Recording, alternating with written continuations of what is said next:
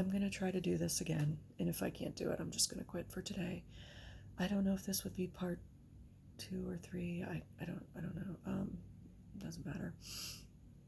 What I initially wanted to try to talk about, I'm going to try to stay on task with this. I wanted to talk about the thought of when you're a kid. I really think what separates people who have good lives from lives that aren't good, because as one Jewish therapist, he actually pointed out about how you attract people. He actually pointed this out to me. What makes you send out, it was the first time I ever heard it. I went to do biofeedback to help my headaches. This was in probably it was probably about 2 years after I became a pharmacist, about 1996, maybe 1995. No, I think it was because the first year that I'd become a pharmacist, I got rear-ended and started having headaches.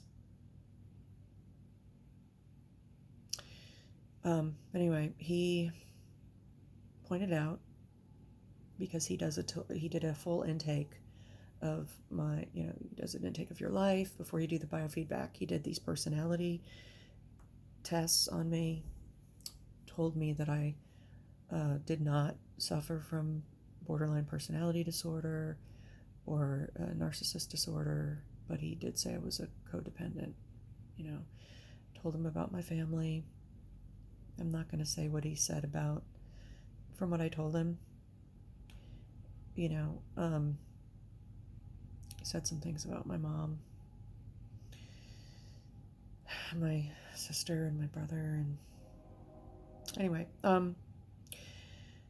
okay, but what I'm trying to say is he did kind of say that based on what you're exposed to as a child, you kind of send out these signals to people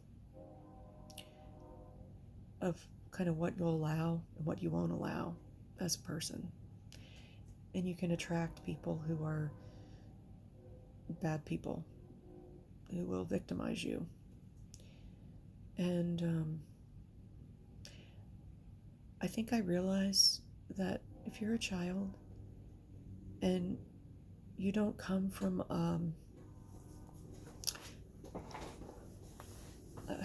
this is so hard. It's almost like something's trying to prevent me from saying this. It's so weird. Life and living are not the same thing.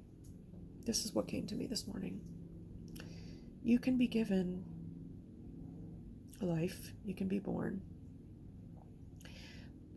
but to actually live entails caring. It entails that you have people around you. It entails that you are taught as a child that you need support, that you need people. And that is taught to you by your caregivers. Because you're a child. Human infants, human small children are kind of helpless. Up until the age of 7, your brain is in theta mode, which is just a download mode. You just take it all in. So if there's not a lot of extended people around you, like a grandma or aunts and uncles, to teach you things or show that they care, and all you have is a mom who's very broken, this is what I'm describing for what happened to me. Now, in my case, I realize now I wasn't really taught what living is like, what really having a full life is about. I wasn't taught that. I wasn't even taught. Well, anyway, let's just get to it. So if I had a rough thing happen, which I had a lot of rough things happen as a child, I couldn't call an aunt or an uncle or say, I'm going to tell my grandma, or I'm going to get a hug from my grandma or my grandpa. No, I didn't have those people. I only had A mom who told me very early on that she was very broken. She told me the words, I'm depressed. Mommy has anxiety. Mommy has to go lay down. Mommy's not feeling well. It was that she was depressed. She's unavailable. She has anxiety. Mommy has to go lay down. And then, Mommy, I have to go. I'm going to be gone for a while. And then she would leave me. She left me with people that I didn't know a couple times while she had to go off because Mommy doesn't have enough money and we could lose our house. So very early on, I was strapped with the realization and almost like responsibility, like, well, kid, you got to grow up and you got to accept that if there's any problem you have, you got to deal with it on your own. You have nobody to talk to about it. Oh, and I was told too when certain things happen, like, don't tell anybody this. When I was really young, and I had to go on weekends because my brother and sister's dad divorced my mom when I was probably about 3, 2.5, and I had to go on weekends. He married a woman when I was about 7, 6.5, 7 maybe, and I overheard her saying, why do you have to pay child support for her effing child support? She's not your effing kid or something like that. So I went back to my mom and asked her, and she said, okay, well, this is a secret. And then she told me, well, he's not your real dad. There's this other guy. He's your real dad.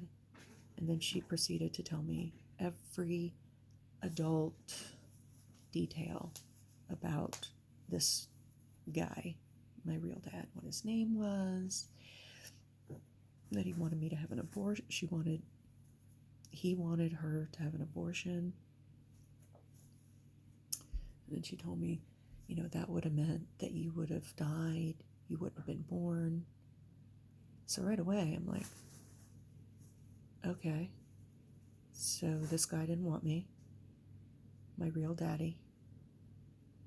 He didn't want me. So I'm like, does he ever call? Does he ever ask about me? No, I don't even know where he is. Then not too long after that, she said she saw him at the beach and he was with this woman and it looked like they had 2 small kids, and she told me all the details about how cute the kids were. And then I asked her, she could have lied. I asked her, I said, oh, did he ask about me? And then she goes, no, he didn't, which just broke my heart. It's like she could have lied. She could have lied and just said, yeah, he did ask if you were okay. No. She just took a knife and just dug it in there. I mean, I'm a little kid. It's like, God, lady, make up a lie. I mean, that just hurt me so bad. It's like, okay. And then she goes, well, I think it's because he didn't tell anybody about you. He didn't want his wife to know. So I'm like, oh, so I'm a secret. So I don't exist. So I don't know if anybody can understand what that does to you as a kid. But that this man, and then my mom made sure that she was like, oh, we knew each other for years. It's not like we weren't, strangers or anything. And he led me to believe that he cared about me. And I thought we were in love and I thought we were going to get married. And the minute I told him I was pregnant with you, he was just like, oh, I don't want any more kids. This is too much for me. But then he ends up with this other lady and had 2 kids with her. And then I'm just the secret. And then I'm this child that I guess my brother and sister's dad takes on weekends and has to pay child support for, which he rarely did. And I'm used as this pawn to hurt my mother. And then she uses me as a pawn to try to get child support. I mean, talk about as a kid just feeling like you're just like this thing. I just felt like, wow, like nobody really wanted me. But now that I'm here, people just use me. And then I didn't want to go on weekends anymore. And part of the reason I didn't want to go on the weekends with my brother and sister's dad, Jack, anymore was because he and his wife, Rachel, smoked pot, and I didn't like pot. I didn't like drugs because my sister, that's another story from my earliest memory, my sister was addicted to heroin, and my mother was running around crazy. That's all I could remember was my mommy was sick to her stomach. Again, like this whole time I'm talking, it's hard for me to keep talking like this. This is really hard because it's just reverberating into my head, and it just wears me out. Like I almost feel like I have to go lay down. And it makes it hard for me to focus on what I'm going to say next because it's just reverberating inside my head. It just like does something to you. But yeah, my earliest memories, which that should be a whole nother thing. I'll just try to make it short. But I had to grow up real early.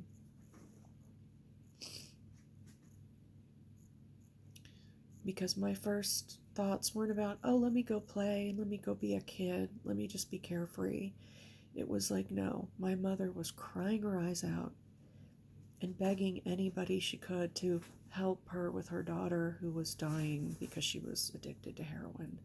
She was like just, you know. And so I didn't exist then either because I wanted to just disappear. I didn't want to be a burden to my mom. I didn't want to make her worry about me at all. It was like, Mommy, you just worry all about my sissy and all about her heroin addiction. You don't need to care for me. Don't worry about me. I'll be invisible.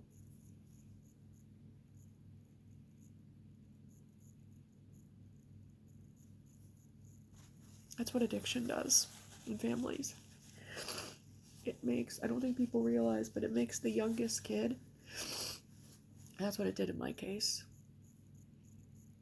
It made me, with the thought of putting even one little bit of stress onto my mom, I thought, I just want to help my mommy. I don't want to be a burden to her. I don't want to ask her for anything.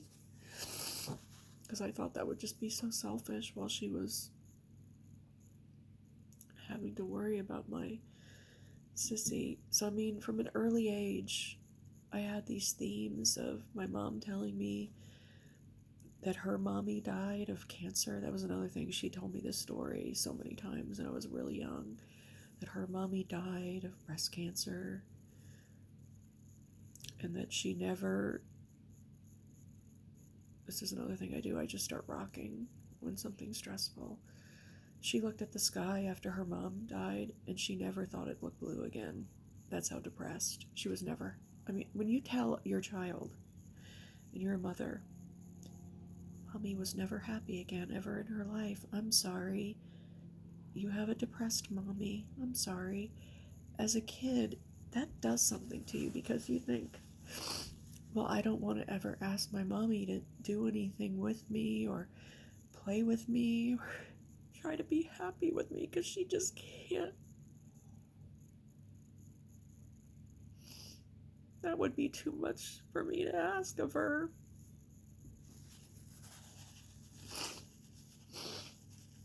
So I had to try to entertain myself, or I had to try to make her happy. So I became this little, like, comedian, or I just did anything she asked. When it came time to, like, packing my little bag for the weekend to go with Jack, as she called him, I didn't want to go. I didn't want to leave my mommy. I was so worried about her. I always thought something horrible was going to happen to her. But she said that's what you have to do. And my brother, he teased me horrible. I didn't want to have to go all weekend and just be with my brother and Jack. But I did what she said. Because nobody took care of me. And I almost drowned in a pool. Nobody was watching me. It's like as a little kid, I knew it was just too much pressure and responsibility to even put on myself, even though I was a smart little kid. I still was a little kid, and something in me knew like it wasn't good, that nobody was watching me. And John, my brother and sister's dad, John, she called him Jack, he told me to sit on the steps of the pool. And then he started talking to a neighbor. My brother and his friend were, I think, in the apartment. I don't know, but the story that I remember, and I've been telling the same story to myself, was I stood up and I slipped on that metal bar, was slippery with water, and I slipped down into the pool. And I don't know if I had a near-death experience. I don't know. But I don't remember anything until I was on the side of the pool and I was being yelled at in my face to breathe. My brother told my mom that I was blue, that my lips were blue. And I heard my brother telling my mom that his friend, I can't remember his first name now, Paul Noel, he asked, "Where's your sister?" They walked out of the apartment. He's like, "Hey, where's your sister?" So that guy was my guardian angel. My brother didn't even think where I was. It's like no one in my family ever really cared for me. I mean, I don't know, maybe I should have died that day. Maybe that's what was supposed to happen if he wasn't there. I don't know. I've thought about that. Because all the things that have happened in my life, they haven't been good. So I don't know if it was like a blessing or if it wasn't. I don't know. But I mean, if your own family can't look out for you when you're like a 2.5, 3-year-old little kid, and you're like drowning in a pool, like, I don't know. So I was on the side of the pool, and I was being yelled at to breathe. And I was also told, "Don't tell your mother. Don't tell your mother." So I didn't. I was a very obedient child. I was trying to keep everybody's secrets straight. If somebody told me don't say anything, I didn't, because I didn't want to be fighting. That's all I was around, was people fighting and chaos, and my sister, almost dying. I mean, there was nothing happy. There was no happiness. I don't remember anything being happy as a child. I don't think if somebody asked me what happy is, I don't, honestly, I just knew being nervous and afraid and just constantly waiting for yelling or bad news or something depressing or sad. That's all I knew. I mean, I'm not kidding. So if there was going to be something happy, it was me like taking my cat and my dog in my room and pretending to, well, that was later. I'd pretend to play school with my animals. That was later.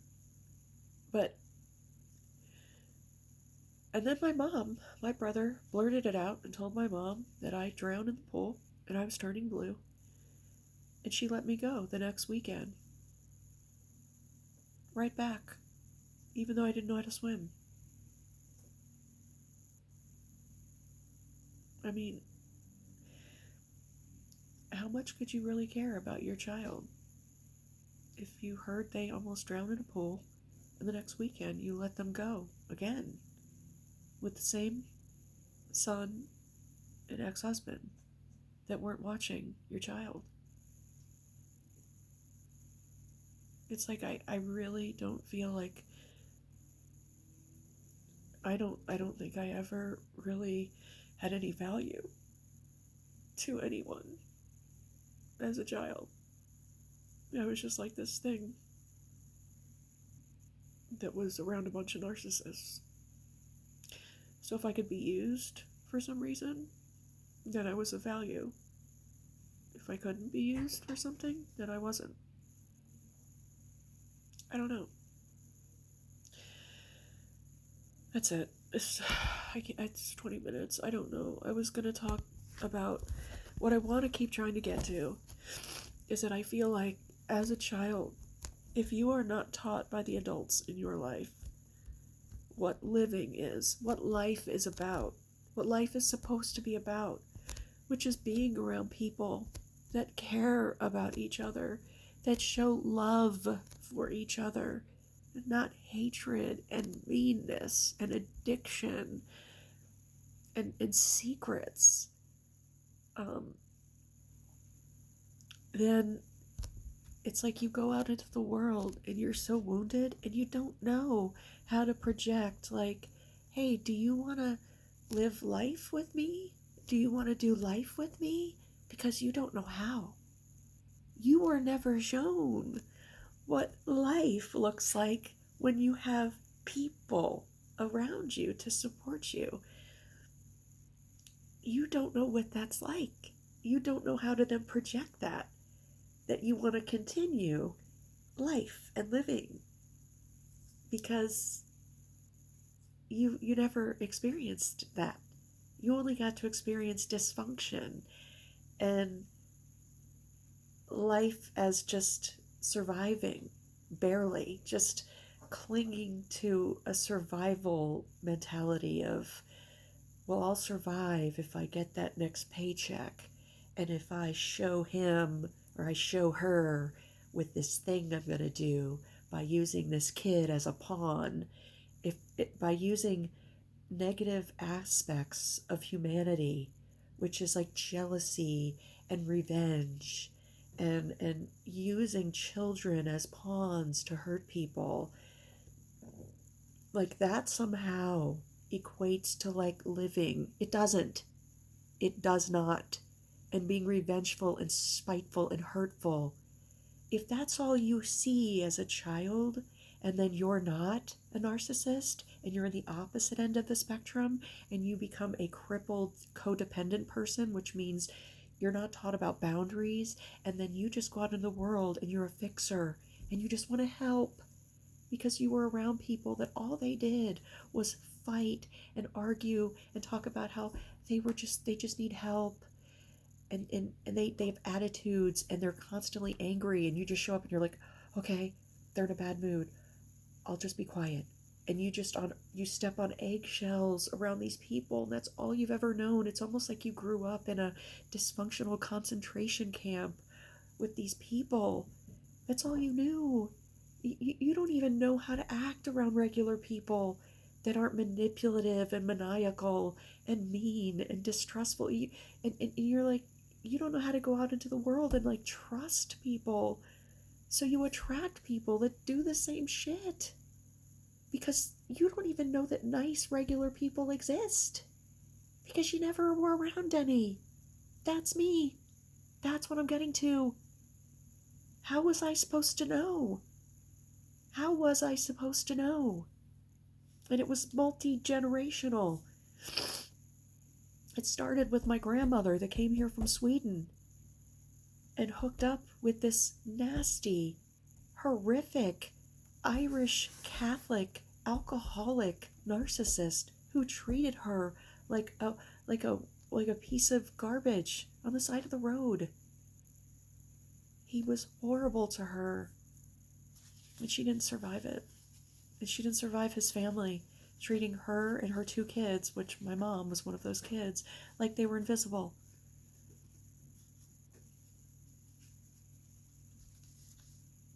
Anyway. And I think that's why I ended up attracting this man that I ended up being with for 20 years, that I had a child with.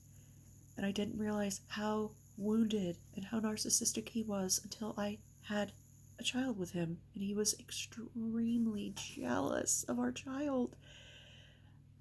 And I told him that it looked like his father was jealous of him, and he agreed. He goes, oh my gosh, no one's ever said that to me, because he had a really, really, really weird, bad relationship with his father. I don't even know if you would call it a relationship, to be honest. And I said that one time. I said, I think your dad is jealous of you. And he said, oh my gosh, no one's ever said that, but I think you're right. And then he turned around, and when our son was born, he was so jealous. Anytime I tried to give attention to our son, a baby, he would just get so angry. His mood would flip like that if I didn't just put our child down, a baby. And it was like just shocking. It was, and a couple years after my child was born, I was begging him, please move out. I don't want to be with you. And anyway, then when my child was 13, I was still begging to get away from this man, and I had done eviction paperwork on him 3 times, and I was begging someone to help me get him safely out of my life. And then he pulled a gun out of his pocket and shot himself in front of our son, who was 13. And he ran up behind me and did it right behind my head. And I have tinnitus now in this ear.